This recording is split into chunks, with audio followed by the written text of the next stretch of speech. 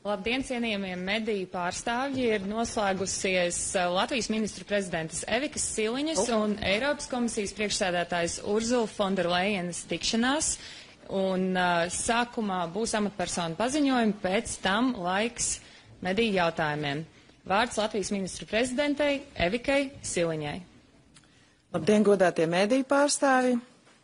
Dargā Ursula, man ir tiešām patiesas prieks tevi šodien uzņemt Latvijā, mūsu valdības namā, un mēs ļoti augstu vērtējam gan kā valdības pārstāvi, gan arī mūsu sabiedrība, ka tu esi nolēmusi apmeklēt Eiropas Savienības robežvalsts. Mums tas patiešām ļoti daudz nozīmē, jo tās valstis, kas atrodas blakus agresoram, Krievijai un Baltkrievijai, protams, ir pirmās, kas sastopas ar šo nežēlību un netaisnību, kāda notiek arī Ukrainā.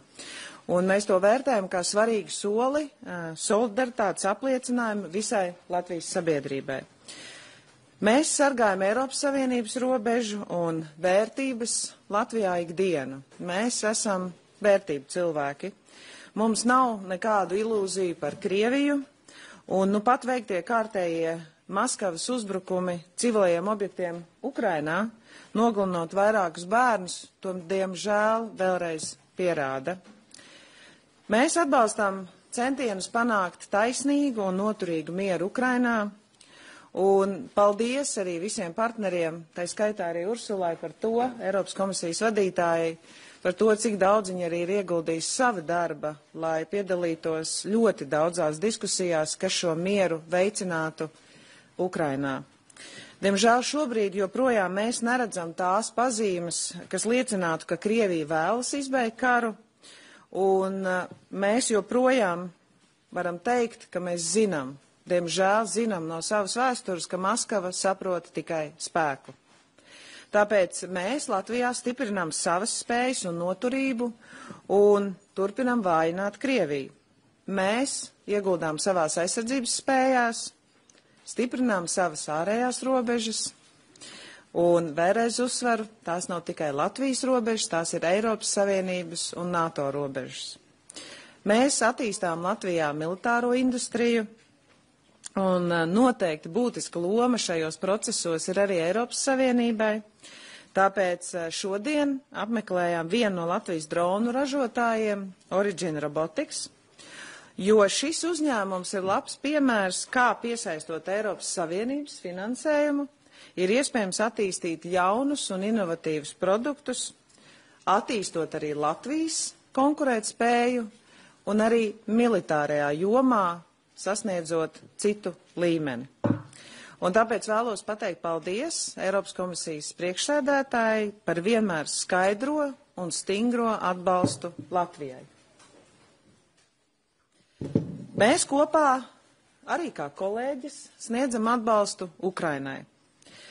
Ukrainas vieta ir Eiropas Savienībā, un mēs iestājamies arī par tālāku sankciju stiprināšanu un importa tarifu noteikšanu Baltkrievijai un Krievijai. Ursula, tavā vadībā Eiropas komisija ir bijis uzticams partners gan Ukrainai, gan Latvijai. Un Krievijas uzsāktais karš ir atstājis būtisku ietekmi arī uz Latvijas ekonomiku. Īpaši, protams, austrumu reģionos, jo investori nedaudz nogaida, nedaudz iesaldē savus līdzekļus, lai saprastu, kad beigsies karš, un tad viņiem būtu daudz drošāk ieguldīt mūsu austrumu reģionā. Tāpēc es zinu, ka Ursula vienmēr ir iestājusies par Eiropas konkurētspējas stiprināšanu, un mēs ļoti viņu šajā jomā atbalstam. Tāpēc, ka stiprāka Eiropa nozīmē arī stiprāku Latviju.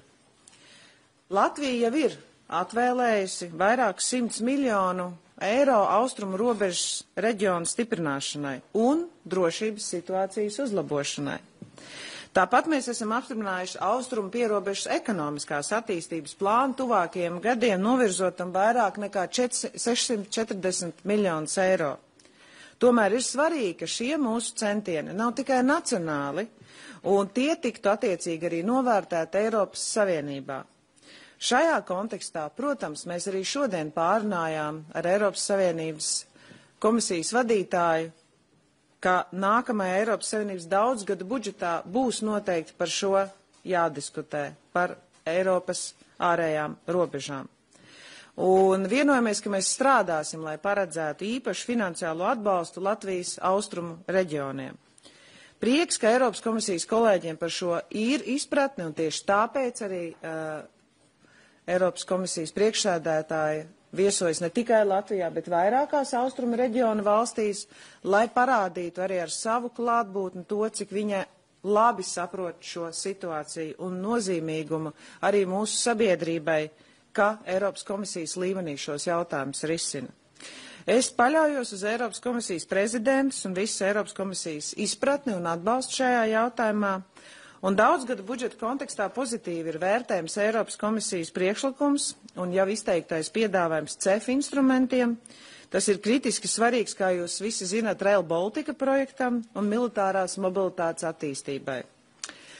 Vēlreiz vēlos pateikt no sirds paldies, Ursula, tev, ka tu šodien esi te un izproti mūsu reģionu, iestājies stingri par Eiropas Savienības austrumu robežu un kopumā gan par nozagtajiem Ukrainas bērniem, gan arī par to, lai Eiropa kļūtu stiprāka. Paldies tev par to. Paldies. Vārds Eiropas komisijas priekšsēdētājai Urzulai Fonderlejenai. Yes, thank you very much, dear Evika. It's very good to be here with you today, and thank you very much